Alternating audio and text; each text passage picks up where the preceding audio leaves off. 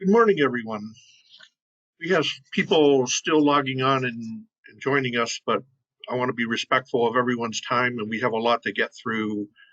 Want to try to keep it to an hour. We might run over, but just to be respectful of everyone's time, let me get started.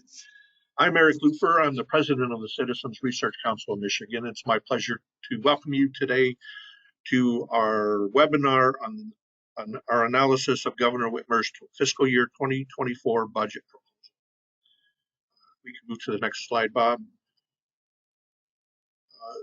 The webinar today is being presented by us, the Citizens Research Council, and MIRS. Hopefully everyone online knows about fine news source covering state government and the happenings in Lansing. For those of you who don't know us, we are a statewide nonpartisan public affairs research group. This is our 107th year of operation. A longevity we attribute to our promotion of sound public policy for state and local governments through accurate, independent, objective research. We are a private, not-for-profit organization, and we rely on charitable contributions of foundations, businesses, corporations, and individuals. So I'd like to encourage all of you to join our circle of supporters and help us to continue to provide high-quality, independent information on important policy topics in Michigan. If you value how this webinar and our associated work contributes to the public discourse and hope to keep the Research Council as an objective, independent, credible source of information, please consider a contribution. Next slide.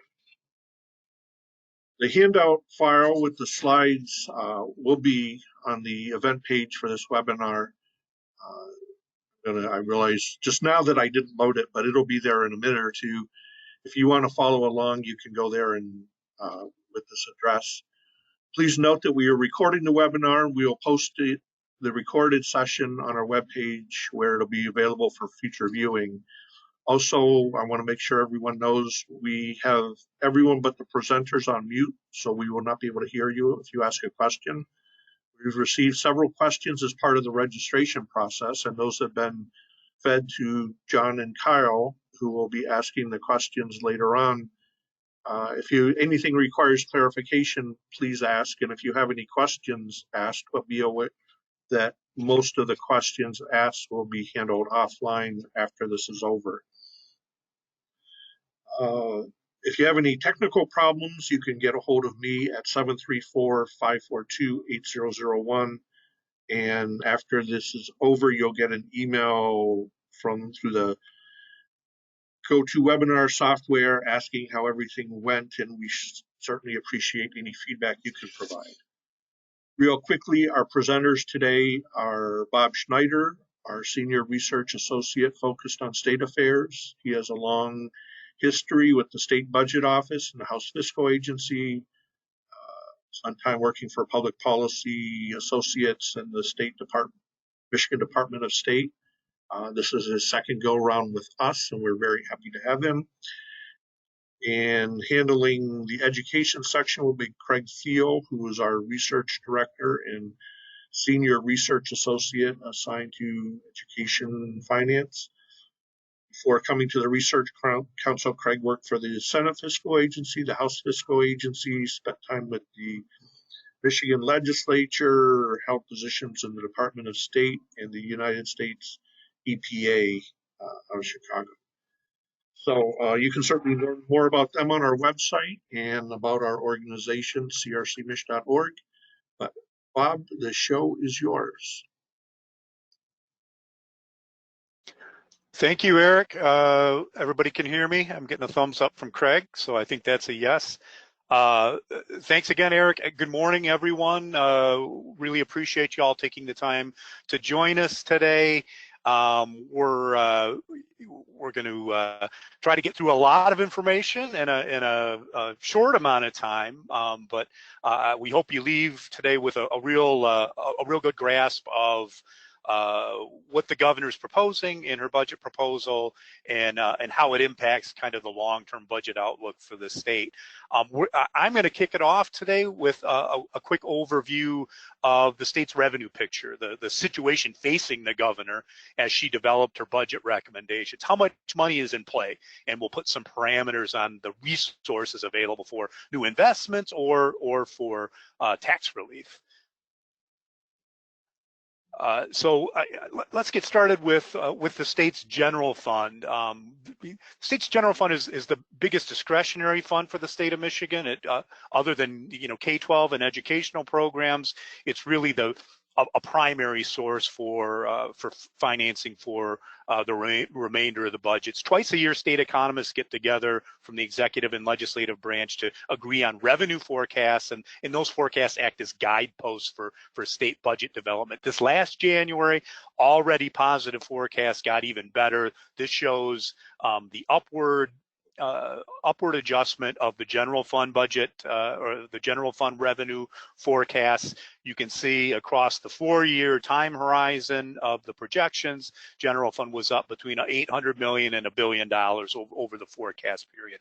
And the important thing is, notice that line, the entire line, it's not a 2-year increase and then we go back to trend. It's a permanent, what's being projected is a permanent increase in available revenue for the general fund. What does that mean? And what did it mean for the governor as she was formulating her budget recommendation? One thing it meant is there's lots of ongoing revenue available for permanent changes to the budget, either ongoing public investments or ongoing tax relief. Let's look at what this slide presents here. Baseline ongoing spending, that red dotted line, is basically looking at the fiscal year 23 budget, what spending carries into fiscal year 24? How much would we need to spend just to maintain what we already had appropriated in fiscal year 23? That was $12.6 billion. If we look at revenues now, the blue line is the forecast from last May. The orange line on top, the improved forecast from this last January, and we see $15.1 billion in projected general fund revenue in fiscal year 2024. That exceeds that baseline spending by $2.5 billion. In other words, there's $2.5 billion in budget room for new ongoing public investments or ongoing tax relief. That's about 20, if you do the math, that's about 20% of the ongoing, of the ongoing baseline spending. That's a really sizable. Last year it was good. Last February, the outlook was very good. This is even better. This is a really, again, fairly, I've used the word unprecedented a lot in recent budget webinars. This number is also fairly unprecedented. Looking at the school aid side, pretty much the same story. Numbers are just a little smaller. For school aid, revenues, again, are projected up. They're projected up on an ongoing basis. If you look across that 4 fiscal year forecast horizon, school aid fund up $400 million to $500 million across those 4 years. What does that mean? If we take that same analysis of, okay, how much room is there then for growth in school aid fund appropriations? Same graph, only now it's school aid fund. Baseline, how much do we need to spend to carry in what's already in the budget from fiscal year 23? $16.5 billion. With the improved revenue forecasts, the revenue projection for fiscal year 24, $17.8 billion for the school aid fund. That's that's basically a gap of $1.3 billion. That means there's, again, significant room for new ongoing investments on the school aid fund side as well. So both general fund and school aid fund, lots of ongoing revenue available if there's a desire to add public investments to the budget. And again, that means there's also a lot of revenue available if there's a desire to provide some tax relief and give some money back to the public. Now, lots of ongoing revenue, but then also we want to talk about the money in the bank, our fund balances after that January forecast, because those forecast revisions affected not just fiscal year 24 and fiscal year 25 revenues going forward, but there were sizable increases in revenue from fiscal year 22, the year that just closed, that's in the process of closing, and fiscal year 23. We already have the 23 budget in place. So we also grew the money in the bank for the state, the year-end projected balances for the general fund and the school aid fund. With current appropriations and the revenue and the positive revenue forecast projections, the general fund was on pace to end fiscal year 23 with no other budget adjustments, and it with $5 billion in fund balance available. The school aid fund, for the same reasons, would have been just over $4 billion. So over $9 billion in fund balance across those two major revenue funds. Again, lots of money in the bank for the state. That's basically one-time revenue that can be used for, most appropriately, is be used for one-time purposes, one-time public investments, put the money in reserves for rainy day, paying down state debt, that type of activity. So lots of ongoing revenue, a lot of fund balance and money in the state's, coffers in both the general fund and the revenue. Let's just look at a historical perspective of where we're at right now versus where we thought we were going to be before the COVID pandemic. And this chart really stuns me every time I look at it. The blue line, the bottom line, is the revenue forecast from January of 2020, about 2 months before all of the state, national, world economy pretty much shut down for a while due to the onset of the COVID-19 pandemic. The upper line, sort of the brownish line, is the last revenue forecast for from just this last January, about a month ago, and you see just an amazing increase in combined revenue across both the general fund and the school aid fund today compared to the trend line we thought we were on 3 years ago. If we look at that yellow line in the January 2023 projections, we're up $7 billion in combined revenue from January 2020 for fiscal year 2022, and even that goes down a little bit in fiscal year 23, but we still have $5.5 billion in revenue that we didn't see we didn't see coming 3 years ago. That's appears to be on in fruition of being realized in fiscal year 23. Certainly, lots and lots of federal stimulus played a very important role early on in that, but we've weaned off a lot of that. So this is this is pretty amazing that we have so much more revenue than we were projecting not too long ago, and that the COVID pandemic, we thought the sky was going to be falling when it when it started. We seem to have just fueled really strong 2 years of incredibly strong state revenue growth. On the other side of the perspective, and this is a chart we've regularly used in the budget webinars, if we look back 25 years, we realized that despite despite the really strong growth that we have indeed seen, on the general fund side especially, we're still climbing out of sort of a budget hole that was that started about 25 years ago. Notice between fiscal year 2000, the very first year in this chart, and 2020, we basically had that orange line is actual general fund revenue. It was flat for 20 years. And we've now had almost $5 billion in general fund growth in the succeeding, if these estimates hold in the succeeding 5 years. Even so, if we look at inflation adjusted general fund revenue on that blue line, even with the phenomenal growth we've seen for the last 5 years, we're still about 17% down from where we were 25 years prior in fiscal year 2000. So that perspective is important too, and in a very real way, this budget is a really a big opportunity for the state to decide, okay, well, how big should the state budget be? How much, what should the general fund budget look like, and how much revenue do we need, and how much should be kicked back to taxpayers? It's an opportunity to really recalibrate the state budget with all of this revenue and relook at and revisit some of the tough decisions that were made maybe 10, 15 years ago when the budget situation was very dour. Okay, so with that overview, let's turn to a deep dive into some of her tax policy proposals. What do her proposals mean to Michigan taxpayers? What kind of bite do those proposals take out of state revenues? We're going to start with the governor's proposal to do a major redirection of corporate income tax revenue.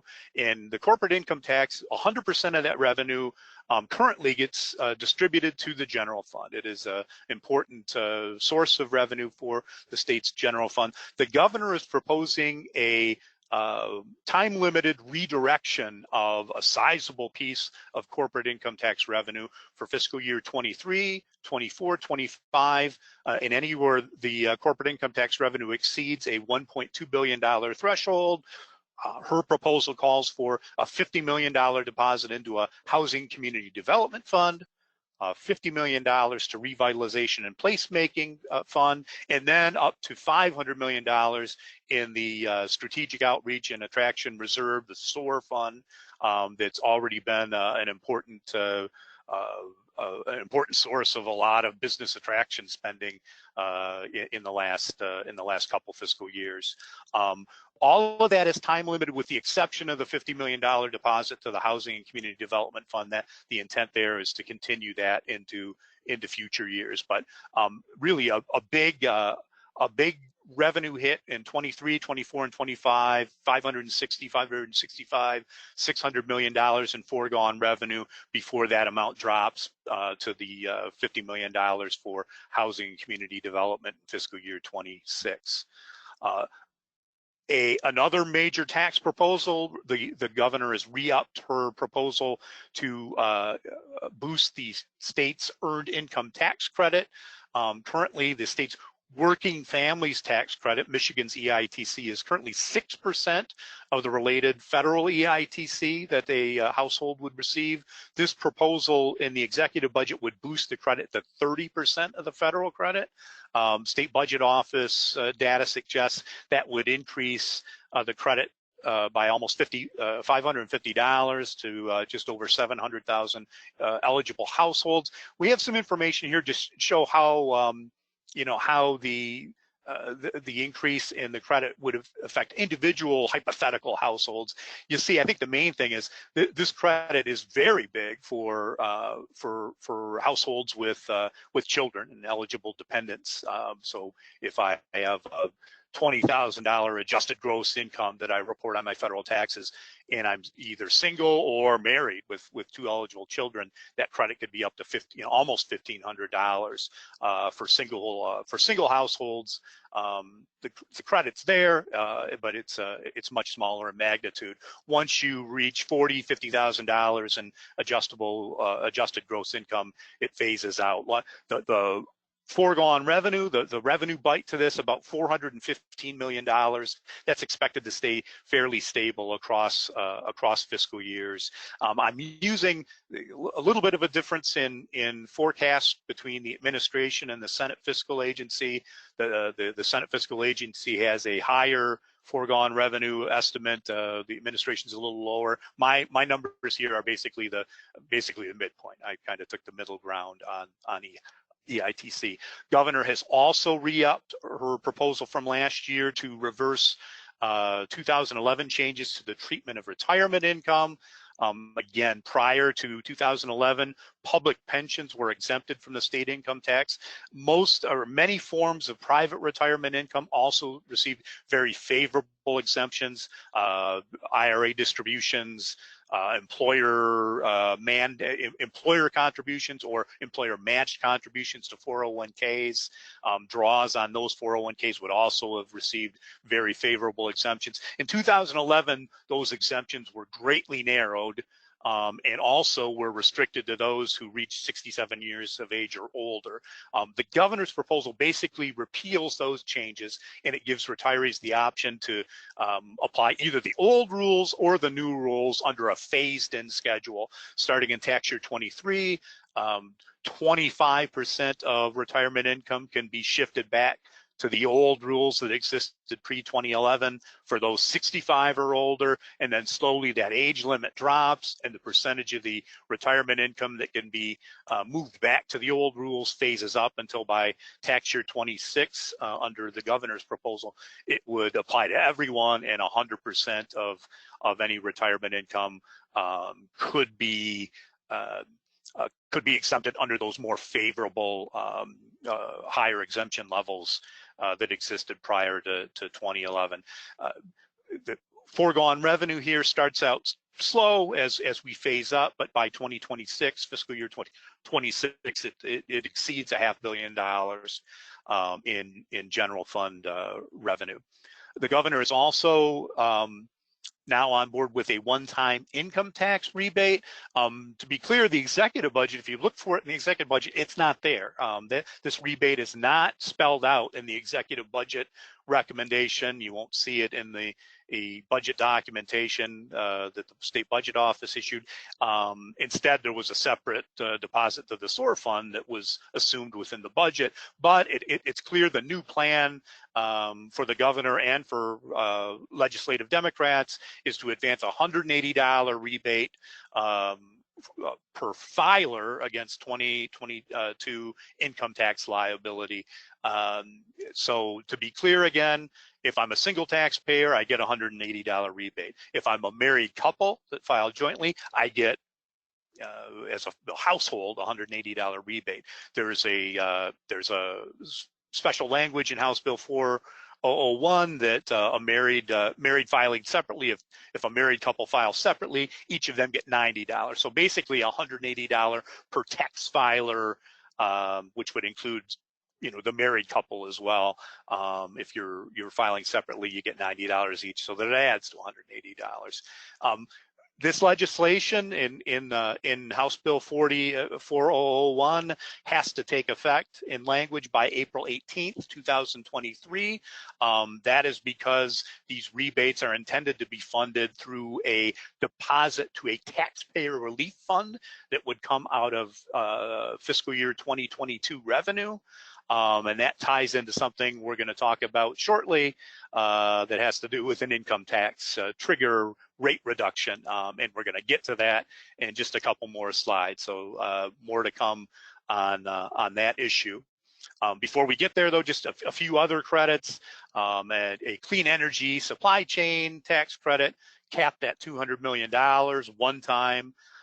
For clean energy projects, carbon capture, onshoring of green energy supply chain, a sales and use tax exemption for the sales or lease of personal use electric vehicles. That would apply for sales or leases that are initiated between October 1st, 2023 and September 30th, 2025.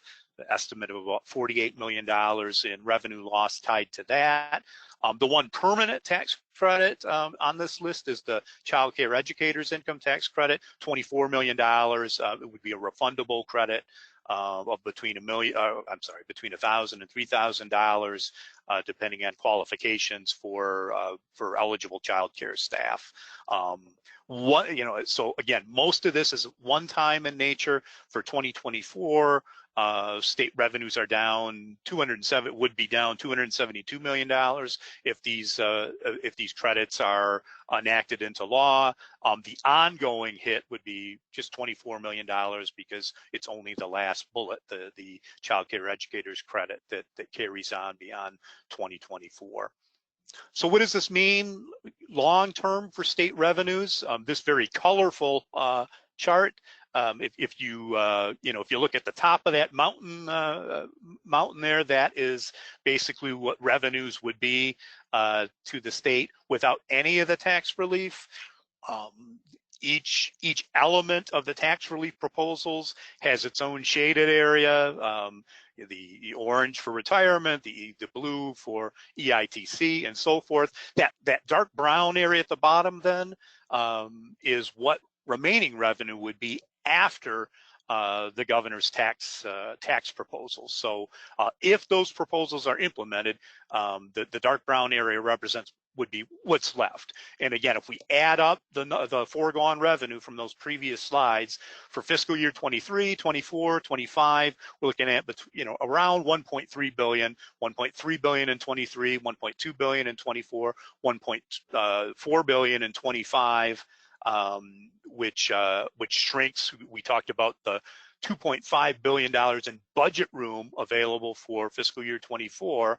Well, we're going to lose about $1.2 billion of that revenue. So the room for new investments now shrinks to about $1.3 billion for 24. One important thing, long term, if you want to look at the long-term revenue impact, since some of those credits and the CIT redirections expire, you see by fiscal year 26, and then basically in the future years as well, looking forward, the long-term impact is about $1 billion in state revenue. In 26, we would have had $15.9 billion in general fund revenue if the governor's tax proposals are enacted. We'd be down to $14.9 billion, and that $1 billion amount would stay relatively stable after that point in time. So what about this income tax rate cut that has been reported on popularly recently? Remember way back in 2015 when we passed a major transportation funding package, one that increased our motor fuel tax rate and indexed it to inflation. It generated about $1.2 billion in new road revenue. But one of the elements of that was a new rate cut trigger on the income tax.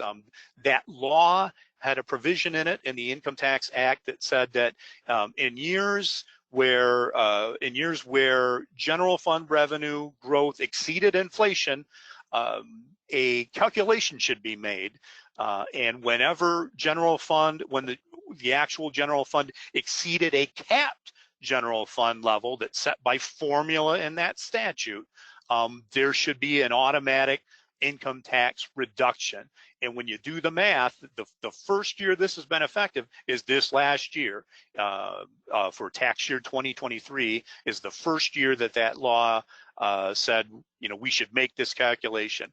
When you make that calculation, pre-book closing right now, general fund, general purpose revenue for fiscal year 22 looks like it's about $15.3 billion. If you do the calculation, because growth was faster than inflation, if you look at what the trigger cap is, it's about $14.6 billion. We have about $700 million in general fund revenue above that cap level. And crunching through the formula, that would call for a income tax rate cut from, it's estimated right now, since we don't have final book closing, that would go from 4.25% to 4.05%. But again, the current legislation that's in place that would implement some of the governor's tax proposals calls for $800 million in fiscal year 22 revenue, the same revenue we talk about at the top there in the calculation, should be shifted to a taxpayer rebate fund, and it's that revenue that should pay for the one-time rebates. If this legislation is passed and enacted and becomes law with immediate effect, then general fund for fiscal year 22 goes down by $800 million. That $15.3 billion that we talked about at the top becomes a little less than $14.6 billion, and there's no triggered rate cut then at that point. But again, that legislation must not only be enacted by the legislature, but it has to take immediate effect before fiscal year 22 books are closed, or we would otherwise likely go back to the rate cut. And it's, you know, I was hoping maybe we would have more information on this before our budget webinar today, but ice storms and other things have slowed down the path of resolution on this, and effectively, real short story, immediate effect on House Bill 4001 would require all Democratic senators to vote for immediate effect and 6 Republican senators. And there doesn't seem to be a path to that right now. There's lots of discussions about changing Senate rules, which require recorded votes on immediate effect. So this is all in limbo, basically, for right now. And we will see what happens in that regard.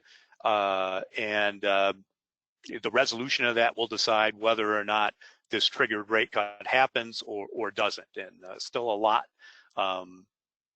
political decisions to be made to determine the impact of this rate cut. The other thing is, if the rate, you know, if the immediate effect doesn't take place, the rebates don't happen either. So we'll see what happens going forward. Big picture, be aware the trigger probably becomes moot after fiscal year 22. This chart is our own research council calculations as to the trigger impact. The red dotted line here is our forecast of what that capped general fund would look like through the years based on what it was in fiscal year 21 plus consumer price index inflation projections that are the best available projections right now, what that capped revenue looks like, and then what actual revenue looks like. The blue line assumes no tax policy changes. The orange line at the bottom assumes the governor's tax proposals are implemented. Even with no tax cuts, we're almost $1 billion under the capped revenue level in fiscal year 23, just by natural. 22 was a unique year. We had a one-time bump in general fund revenue. If those tax proposals are implemented, we'd be more than $2 billion down. And long term, it doesn't look like the trigger is going to be a factor in years after fiscal year 22. So if you're hoping for a rate cut, you're going to need to hope that that the trigger remains in place for this 23 tax year based on the fiscal year 22 calculation. So that gets us through some of the tax policy proposals. Let's just do a quick overview of the executive budget proposal. I'm going to hand it over to Craig Thiel here shortly to talk about the K-12 education components, but let's just do a quick summary of where we're at in the big picture on the governor's 24 budget recommendation. This chart may look a little strange since we talked about how much revenue there was. The growth in total appropriations only 2.1%. The total state budget is a little over $79 billion. Even more puzzling, maybe, the general fund appropriations across from the change from 23 to the executive proposal are actually down 12.7%. We're going to explain a little more about that on the next slide. School aid fund up almost 9%. So what accounts for this? We just said there's a ton of revenue available. How is general fund going down? This kind of dives a little deeper into the individual components of the general fund and school aid fund appropriations. The important thing to note is when we talk about total appropriations for both the general fund and the school aid fund, the $17 billion for the general fund, for instance, contains a lot of one-time appropriations that were part of one-time appropriations in the enacted budget last year, plus supplemental funding that's been added since. So when we talk about $17 billion in general fund, $5 billion of that was one-time in nature. So the ongoing general fund, the general fund that carries in budgets year after year, is $12 billion. And we see big picture, the governor's proposal, and we're going to talk about some of the details here. It adds about $750 million in new ongoing public investments, and then another almost $1.9 to $2 billion in new one-time general fund investments. On the school aid side, again, once we net out one-time appropriations from last year, we have $16.2 billion in ongoing school aid fund. Here we see a lot. Craig's going to talk about significant new ongoing investments, $1.2 billion, and then a whole lot again of one-time investments, $1.4 billion that gets us to the full executive recommendation. So we're going to turn it over. I'm going to turn it over to Craig. He's going to start with some education-related budget highlights. I'm going to talk about some general fund highlights, and then we'll move to sort of an assessment of the budget proposal. So I'm going to mute myself. Craig, you're on. Right. Thanks, Bob. You can hear me okay? Perfect. So I've got about 10 slides I'm going to rip through in hopefully 10 minutes or so. But just to set the context for the executive budget proposal on K through 12, it goes without saying that student academic performance in Michigan had been well below expectations leading into the pandemic, and the pandemic hasn't really improved matters for our learning of our K through 12 students. The assessments statewide and national assessments were paused during the years of COVID. We re-engaged in regular testing in 2022, and when we look back and compare student achievement learning pre-pandemic and to 2022, after 2 years of disrupted learning, we see that our kids have really been impacted. And this is across the board, but most notably in some of the student populations that are most challenged in the learning environment already. So that disruption has expanded existing achievement gaps. And then layer on top of that, students have been dealing with a number of social, emotional health issues, and schools have been asked to come to the rescue in that regard. And the governor's budget, a number of her proposals should be viewed in the context of these challenges. As Bob mentioned, very healthy school aid fund revenue growth, both current year and for the near term that revenue projections are available. Bob has highlighted all the tax policy changes. Notice that none of them would hit the school aid fund. That's by partially by design and policy choice. The school aid fund would not be on the hook for financing any of these changes. As Bob mentioned, we have significant amount of one-time and ongoing revenue that the governor has available. And then, you know, the governor's second term, so of course she's looking to build on her previous priorities, notably early childhood education, universal pre-K, as well as transitioning to a new weighted student formula for funding schools. So real quickly, with all the one-time resources that are available, the governor's bringing forward a supplemental appropriation to add additional one-time funding onto the existing base of one-time funding that's already in the 23 budget. Her proposal totals about $1.8 billion. The largest share of this, about $1 billion, would be to sock away some of these one-time resources into the Teacher Pension Reserve Fund for future use, as well as for some grants to school districts to deal with service consolidation, infrastructure projects. So those resources are kind of pulled right out of the school aid fund and put into some separate sub-accounts. And then the supplemental includes two of her priorities. The marquee piece, of course, is the tutoring program, which would provide per pupil grants across the state on a matching basis to help kids get learning back on track after COVID. And then the other piece is to address healthy climates in schools, as well as help schools lower their energy costs through some competitive grants to school districts. Combined with a few other supplemental items, this appropriations would bring that balance down from about $4.1 billion projected at the end of 23 to $2.3 billion. So eating into that fund balance, the remainder would be appropriated in the next year.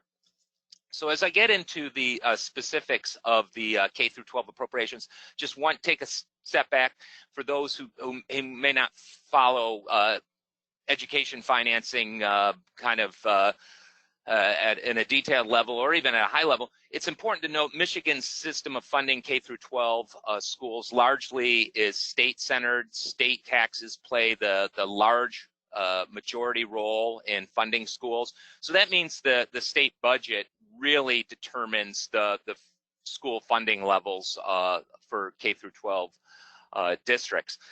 State resources make up over 60% of the operating funds every year. Another 30% come from local property taxes, then 10% from the Fed. So when we look at the state budget and we see which direction the state budget's moving in terms of K through 12 appropriations, that's really going to give you a vantage point into the financial health of our public schools in the state. And with that said, the healthy increases in overall appropriations that are documented here in the chart of 7%. That's comparing the $19.6 billion figure that's currently appropriated in 23 to the governor's proposal of 20.9. That's a 7% increase, very healthy increase. And then if we just look at the school aid fund component of that, so peeling away the federal dollars and the general fund dollars that are in this budget, we see that school aid appropriations are up nearly 9% from 19.6 to the 20.9 total figure. If we look back to 2022, again, healthy increases over this 2-year period of 25% in total school aid fund appropriation. Acknowledging, of course, that both 2023 and 2024 include large amounts of one-time supplementals. I would note that the governor's budget supplemental grosses up the 2023 number from 19.6 billion total to 20.6 billion. These dollars would flow to districts during the current school year, but the districts would have 2 years to spend down these resources going forward. So now getting a little further into the budget detail, what I'm presenting here is the K through 12 budget highlights base student funding. So this is the per pupil foundation grant. This is the main source of operating revenue that the state provides districts. The governor's calling for a 5% increase. Districts across the state would see their per pupil grant go from $9,100 roughly to $9,600. The governor's calling for a reduction, however, in those schools that serve students in a 100% online environment. Those districts, there's 15 of them across the state, enroll about 20,000 students. They would only receive 80% of that $9,600, which amounts to just about $7,700 per student. And just for perspective, that's the per pupil grant that was provided to all districts in 2018-2019. So this is a substantial reduction in that operating resource. Of course, the per pupil funding is multiplied by the number of students that are enrolled and to determine the overall foundation funding levels. And what we've seen is a large decrease in statewide enrollments arising from the pandemic that happened in the 2021 year. And then a little bit of a rebound in the next year, but not enough to make up for the loss in enrollment. And then coming back on trend to overall about 0.5% decline in statewide enrollment this year, projected for this year, next year, and the 2025 year. I would note that local experiences are going to vary from this 0.5%. One of the pieces that the governor has been pushing in her funding of schools is a concept called a weighted student funding formula. This is where on top of the base foundation resources that are provided, that different student groups based on their education needs are going to get additional resources. So this budget provides full funding at the statutory level for students at risk of academic failure. It equates to about $1,000 per student. I'd note that over 54% of the total K through 12 student population qualifies for this funding, and that's a substantial allocation to cover that $1,000 per student weight. Special education students also receive additional resources above the base foundation. The governor is in the second year of implementing a new funding formula where special ed students receive 87.5% of their foundation allowance. This is up from 75% in the current year, plus the required Headley percentages. Those are percent of actual costs that districts receive for servicing special ed students. And then there's modest increases in English language learner and isolated district funding. And here I've just picked out a few of the major K through 12 budget highlights items, both in terms of ongoing funding that the governor's recommending a new program to make sure that all students, regardless of income, have access to free breakfast and lunch in schools. That's going to cost the state about $160 million. Will be leveraged in with the available federal money that's used for school lunches programs. Again, the governor is expanding eligibility for the Great Start Readiness Program. This is the state-financed pre-K program, also including enhanced transportation services, and that's an ongoing expense. As we look down to the one-time funding items, again, to pull down the remainder of that school aid fund revenue surplus, school safety grants, $300 million spread across 2 years per pupil allocations for all districts. Mental health payments, again, $300 million spread across 2 years for per pupil payments in that area. The governor's got a large investment for early literacy curriculum training to help schools have the learning resources they need to address early learners. Again, this is a 2-year, the money is designed to be spread across 2 years. Some funding for service consolidation, incentive payments, and then a one-time appropriation to allow districts to invest in electric school buses. This would be a matching grant program. Then finally, in terms of budget highlights, $900 million out of that surplus is taken and put into a rainy day fund to help protect schools from future rate cuts in their state aid, as well as a downturn in the school aid fund revenue. And then the governor continues to fund the demands of the public school employees retirement system. $2.3 billion total is allocated in the budget. Of that amount, there's a one-time appropriation of $202 million to reduce the payroll growth assumption, to bring that assumption down to help align more with the experience of the system. And as I transition to Bob's highlights, I just want to leave you with a few big picture takeaways on K through 12 funding here. Very healthy SFA growth combined with being shielded from the tax impacts allows for modest ongoing increases in support for K through 12. These are the 5% increase in the foundation and the weighted student formula components. But then the surplus funds really allow for another large round of one-time funding. There's already significant one-time funding in the current year budget that's going to be supplemented with the governor's proposal. And then a number of those one-time items are continued into the 2024 year because of the availability of the resources again in 2024. By the end of 2025, these resources will all be eaten up, those surplus resources.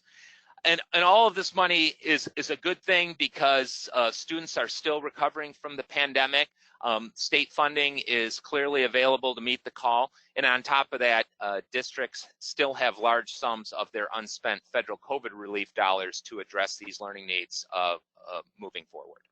I'll turn it back to Bob for some general fund highlights. Thank you, Craig. So we'll take a quick look at some of the big dollar general fund changes recommended in the budget.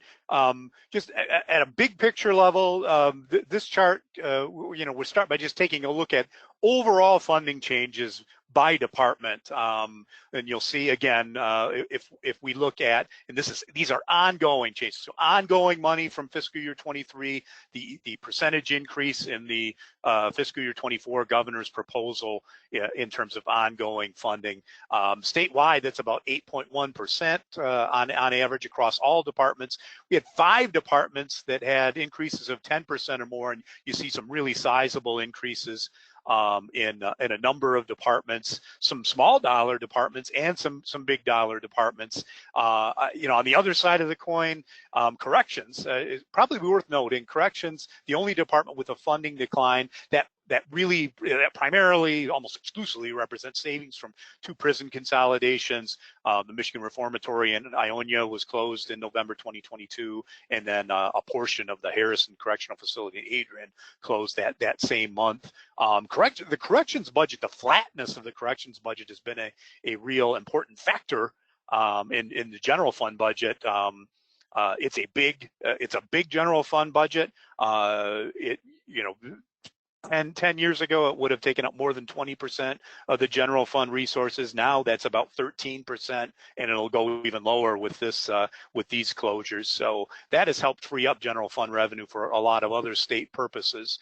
And probably is worth saying, probably an underappreciated factor. I'm just going to really quickly hit on some big department changes.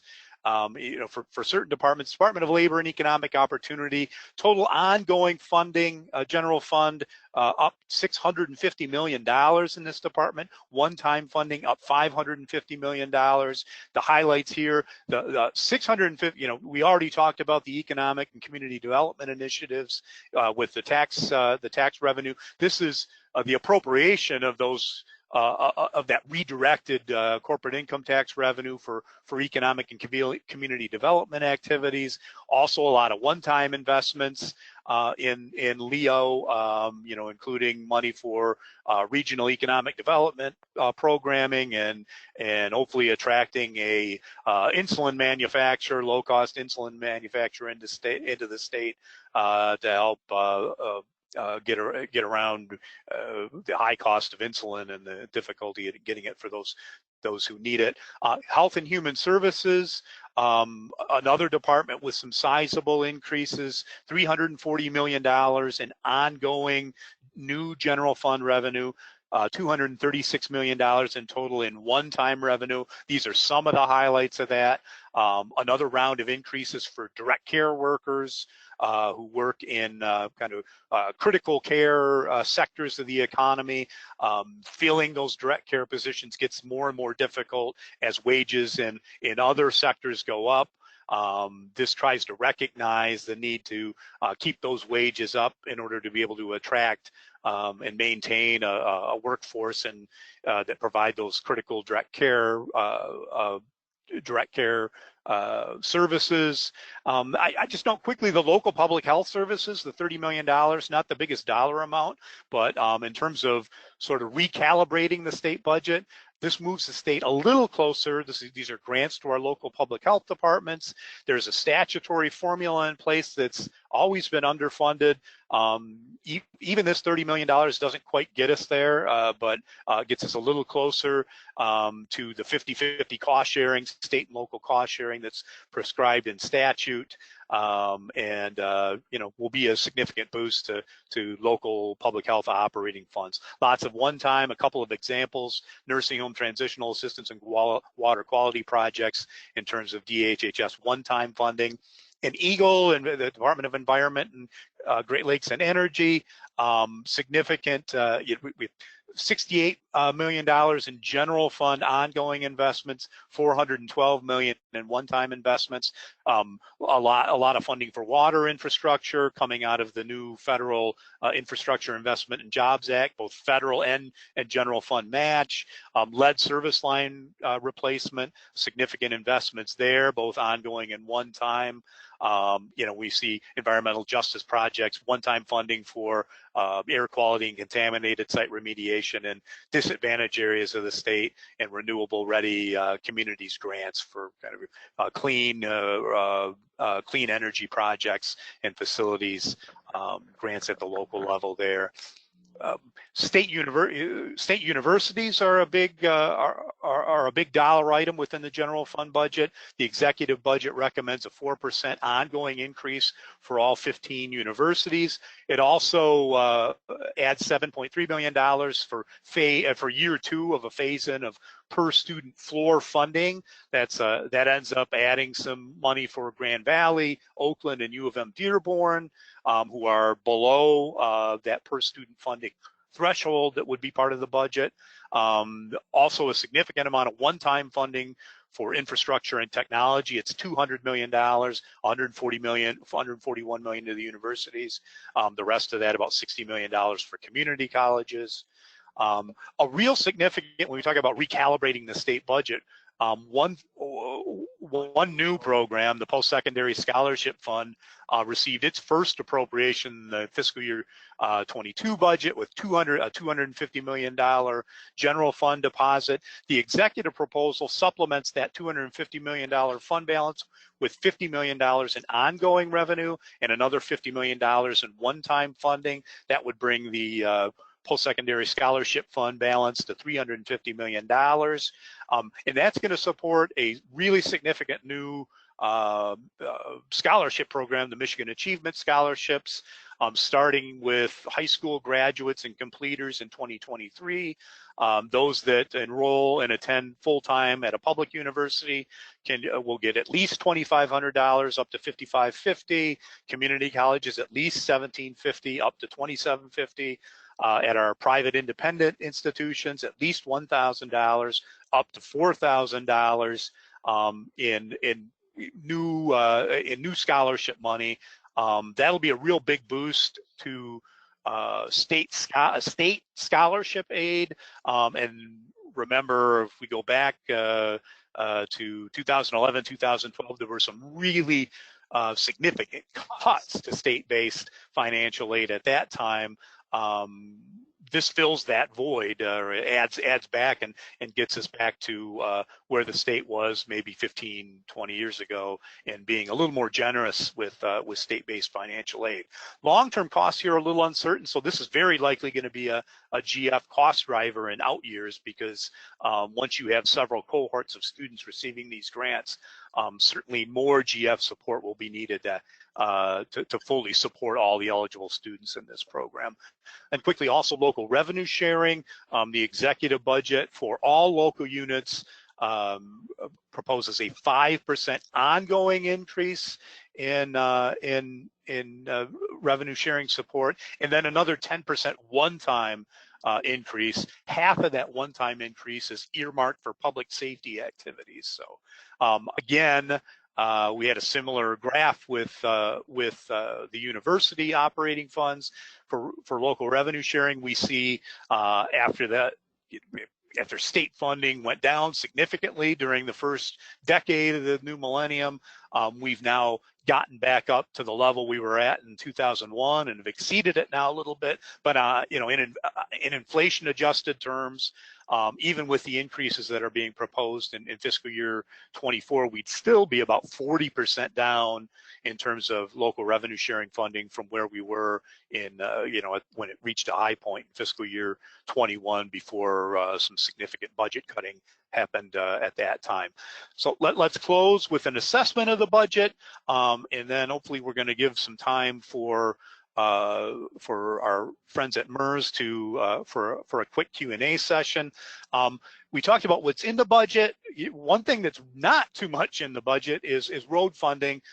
This chart shows projected state trunk line highway revenue that's taken out of the recent Transportation Asset Management Plan from MDOT. We see between 2022 and 2024, that projected highway revenue falls by about $1 billion, and that's tied to the loss of what's now currently sort of added on rebuilding Michigan bond revenue. Well, we use up that bonding revenue, and we're not going to have much of it left to allocate starting in 2024. And with the depletion, we're going to kind of go back to the old norm. And remember that bonding revenue only helped the state, MDOT jurisdiction, state highways, the freeway system, and other MDOT administered roads. Local roads have, our roads administered by our county road commissions, by local road agencies, didn't see any of that revenue. So we had, $2.5 billion in ongoing general fund available. The governor does propose $200 million in one-time funding for continuations of some bridge bundling programs, but the state walks away from that $2.5 billion in available revenue, really not having added any ongoing revenue to the roads, and that's maybe what's missing in this budget as we analyze it. Largely, those fund balances we talked about, $9.3 billion in the bank, in the general fund, in the school aid fund, largely go away. We've talked about the tax proposals eating into that, and the supplementals, both on the general fund and the school aid fund side. By the end of 23, what's proposed in this budget basically cut those projected fund balances roughly in half, and then we have more one-time spending in the fiscal year 24 proposal. Basically, as we look at it at a high level, we don't see the general fund balance at the close of fiscal year 24, if the governor's proposal is accepted and enacted the way she's proposed it, will be almost zero. Well, really, the Senate Fiscal Agency has some projections where it could be even a little negative. School aid fund, again, at the highest level, maybe $200 million in fund balance, but that $9 billion will be utilized and depleted with this budget recommendation by the end of fiscal year 24. If we look ahead to fiscal year 25 in terms of the room for growth, on the general fund side, still room for some growth, but really pretty modest growth. If we look at that blue line is where we would have been without the tax proposals. The orange line is, factors in those tax proposals, and then that base ongoing spending goes up. That, if we would have went back to the old graph, that line shifts up because we add some more ongoing spending in her 24 proposal. The room that would be available in 25, about $450 million. That's about 3%. That's kind of an inflationary growth, right? That's continuation budget plus inflationary type adjustments would be available. So big new things are going to have to be redirected out of existing spending in the current budget. One important note, though, if we look ahead to 26, you see the slope of that orange line goes up significantly. We've talked about it. Some of those major corporate income tax redirections are suspended. They end in 25, so the 26 budget outlook looks a little better. We should have a little more room there. For the school aid fund, a little greater room for continued growth if we do the same math and look at ongoing spending that would carry in from 24. And again, as Craig mentioned, the school aid fund isn't hit with any of those tax proposals. About $850, $900 million in room for continued growth, and that's a little more sizable in a percentage term than what we saw in the general fund.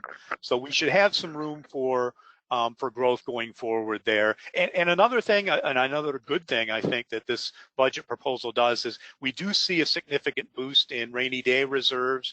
The governor is proposing another $200 million deposit directly into the state's budget stabilization fund, what's popularly referred to as the rainy day fund, moves the balance to over 1.8%. $1.8 billion. So this chart just shows the budget stabilization fund balance, projected balance under the governor's proposal, as a percent of total general fund and school aid fund revenues, way back when it was healthiest, you know, in the late 90s, it was over 6%. This would get us back to 5.6, 5.7%. And then it's notable, Craig mentioned it, the governor's also setting aside $900 million in a new school aid fund rainy day balance. And if you add that to the 1.8, you really get, you know, upwards to around 9% of the total balance. That's a pretty healthy balance. We did a blog last year. There was some Moody's analysis that suggested states, the average state needs probably about 11% to weather a typical recession, and this gets us pretty close. So I think those investments in rainy days reserves are prudent, and will help get the state closer to where it needs to be to weather the next recession when and if it comes. So we've you know, it is just the afternoon, so we've gone over a little bit again. Thank you everyone for being here, and I'm going to turn it back over to Eric, and then I think we have Kyle Malin, John Rohrink of MIRS News with us, and we'll try to do a quick Q&A before we shut down our webinar here. But thank you everybody again for joining us. We certainly hope this was helpful. John and Kyle, let's go till 12:15. Stage is yours. Take it away. All right, great. I want to ask, I keep asking this question, and I apologize if I'm beating a dead horse, but if you look at the numbers and the revenue growth they all start at 2020. And I still keep getting back to, I'm wondering how much of our sales tax growth, our income tax growth, is really federal funding washing through the system. Those series of federal appropriations that hit close to $5 trillion. How concerned are you, or are you not concerned that in 12, 18, 36 months, we're going to be looking at revenue numbers that were similar to what we had in 2020? Yeah, I think I was more concerned maybe a year ago than now, because we really have, you can go look at personal income. If you look at Michigan personal income data from federal data, you see we've largely weaned off of, and I think what really drove the early revenue growth was a Paycheck Protection Program. We had enhanced unemployment benefits. We got multiple rounds of tax rebates, along with then a lot of federal money going towards infrastructure and COVID relief, and that indirectly helped. But I think in terms of driving income, spending, and then tax revenue, it was really those rounds of direct support to individuals that certainly was important in driving a lot of the early revenue growth. But if you look at the personal income numbers, we've kind of weaned off that. I still have a hard time explaining why revenue growth has been so strong and it still is so strong, and why we haven't seen more of an impact of the weaning. But what we're seeing is personal income is sort of replacing that stimulus. We just continue to spend, and incomes, not for everybody, but on the whole, seem to still be healthy. The economists at the fiscal agencies, at Treasury, the U of M folks that help us with our revenue estimates, certainly have looked at that. I think there are unanswered questions is exactly why revenue growth is so strong, which is always, if you can't explain why, then you're never sure whether it's durable over the next 3 or 4 years. But it seems like it's real, and that it'll be that it'll be sustained. That's certainly the current forecast. I think the big question is, do we have, the likelihood of a national recession was up for a while. I think it's down a little now, but it's not gone. It's certainly real, and it's still there, and that could change the trajectory of these revenues, certainly. So hopefully that answers the question a little bit, John. Okay, thanks. Well, thanks for the presentation, guys. I really appreciate it. And I want to ask about the spending of all of the money. You talked at the very beginning about a $9.3 billion surplus there at the beginning, and then at the end of the presentation, you basically said we got $0 to $200 million, which raises the question of, is this budget sustainable going into the long term? Have we created programs in this that we're not going to be able to pay for later? Yeah, thanks for the question, Kyle. I think the question is, the answer is the budget is sustainable. So I'm gonna jump back up. I'll jump back up to that to the slide that we talked about earlier, where we see the $9.3 billion and then the zero. It's important to think about the revenues in terms of money in the bank, the one-time stuff, which is what this $9 billion is, and then it's like money I have in the bank versus what my annual income is. We have money in the bank in these fund balances for the state, and we have the state's annual income or ongoing revenues year in and year out. We've used up our fund balances, our money in the bank, through a lot of one-time stuff, one-time tax relief, one-time spending proposals are the lion's share of what's eaten up all of that fund balance. But again, if we learn, so here's the general fund. If we look at our ongoing revenue and our ongoing spending, if a lot of this one-time spending that Craig and I have talked about was supposed to be ongoing spending, then we'd have a problem because you can't maintain it. But ongoing spending, as defined in the governor's budget proposal, actually remains within the parameters of the ongoing revenue we have. So we should be able to sustain our ongoing spending year in and year out and not create any budget holes. But that means that does mean that one-time spending that we talked about is one time. We put $500 million into this purpose for fiscal year 23 as a one-time source. Don't expect it next year because then it's not sustainable. So if I could follow up on that though, yep. What happens if the income tax rollback happens and we go to 4.05%? Does that then? It wouldn't so the income tax rebate and the income tax rate cut. So the governor wants $800 million one-time rebate that would come out of fiscal year 22 revenue, but whether it's 22 or 23, $800 million would be eaten up by that rebate. If the income tax rate cut, if the Democratic Party, they don't want the income tax rate cut, but if they can't find a way to stop it with the votes, then it happens. It will be about a roughly $650 million hit to the income tax on a single year basis. Then the question becomes, if it's a 1 year? So this is, Kyle, where we get back to the discussion. Well, is it a one-time tax rate cut or is it a permanent tax rate cut? If it ends up being a one-time tax cut, then you're basically trading a one-time rate cut for a one-time rebate, and you're still okay.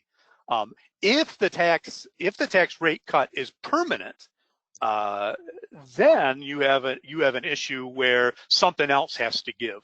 You can't weather a $650 million long-term general fund revenue hit from a 0.2% rate cut and still do everything the governor's proposed on an ongoing basis. So now there's no open question. Some people think it's a temporary rate cut, that it wouldn't apply to fiscal year 24 and 25 and 26. And if that's true, there's not a problem. If it gets triggered and it's a permanent rate cut, then it's going to crowd out something that the governor wants in her budget, and then you have a sustainability issue. Guys, I'm wondering, this is John Rorick. Quick question on the school aid fund increase. It's gone up 3.8 billion since 21, I believe, according to your chart. Have you guys looked at how we compare on our education spending to our surrounding Great Lakes states? Has that stayed about the same? Has it improved with the pandemic, or is kind of all the boats risen? Hey, John, this is Craig. I can answer that. I haven't looked at it, Michigan compared to our neighbors or nationally recently. However, generally Michigan was middle of the pack when we kind of scale education K through 12 spending on a per pupil basis. With these sizable investments that are going to work their way through school budgets here in the 2023 and 24 year, I would be surprised if we don't move a little bit. Just as I think of adding that amount of resources to K-12 budgets in this period. But I would note, I read something recently that Minnesota was looking at a $19 billion state budget surplus, and my thinking is that some of that money is going to end up in the K-12 schools in Minnesota. So, Michigan isn't alone, I guess, in experiencing these budget surpluses, which are then driving increases in spending in some states. Where we will settle out after this money works its way through K through 12 budgets, we'll have to see. I would note, too, that to do those analysis, John, relies on federal data from the Department of Education, which is always lagged quite a bit. I think we just now have the 2021 fiscal year data. So, getting the 23 and 24 numbers for all the states will be, I'll have a few more gray hairs and than I do now, needless to say. How do you have a quick final question? I do have one, and this has to do back on the tax question here. Obviously the legislature is trying to do this tax rebate. They're trying to make this last minute fund shift. Their drop dead date as to when they can pass this tax shift and have it happen so we can get the rebates and we can implement these changes so it goes back to 2022 budget. Is that date April 18? Is that the last time they can possibly do this and be okay with the book closings and all that? So I don't know exactly why it's April 18th. In the legislation, but you're right, it is. To me, the state at some point needs to close its books. Typically in the last couple years, that's been in March. So that's I would have expected the books to be closed sometime sometime this month in March. Sometime in March. I don't see. I think the deadline is before the books close, and I suspect that the April date was put in as a proxy for how long can we wait before we close our books. But traditionally, it's happened in March, and once the books are closed, I don't know how you effectuate a fund shift to pay for tax rebates and take it out of 22 revenue so that you can then cut off the trigger. And be mindful, there's no reason it has to come out of 22 revenue. You could do tax rebates and have it come out of 23 revenue, which is typically how it would have happened. But the purpose, as you said, is clearly to try to turn off the triggered rate cut. And in terms of balancing everything, that needs to happen under this specific budget proposal. So in short, I think it's book closing, the state's book closing timeline, and whether somebody has said we think we can wait till April 18th. I'm not sure. But it's when those books are closed that I think time runs out to do any kind of late fiscal year fund shift like that. All right, we're going to have to call that the final one. Thank you all for attending, and several people have dropped off. We took a little longer than we anticipated. Again,